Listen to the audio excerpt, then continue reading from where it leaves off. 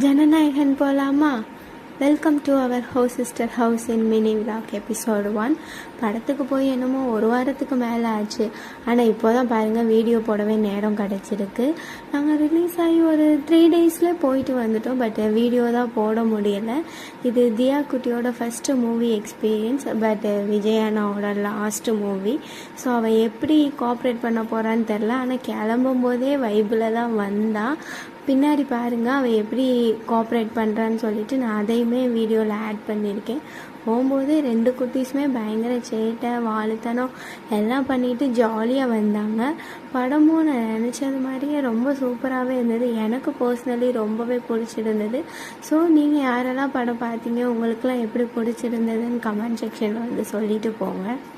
One last time Vijay அண்ணாவை இப்படி பேனரில் பார்க்குறது. ஸோ இதுக்கப்புறம் இனிமேல் இப்படி ஒரு ஆக்டராக நம்மளால் பார்க்க முடியாங்கன்னு நினைக்கும்போது கொஞ்சம் ஃபீலிங்காக தான் இருக்குது. பட் சிஎம்மாக நம்ம தமிழ்நாடு ஃபுல்லாக விஜய் அண்ணாவோட பேனர்ஸ் பட்டையை கிளப்பிக்கிட்டு தான் இருக்குது. இட்ஸ் மூவி டைம், வாங்க மூவி பார்க்கலாம். அதோட தியா என்ஜாய்மெண்ட் டைம் பாருங்கள்.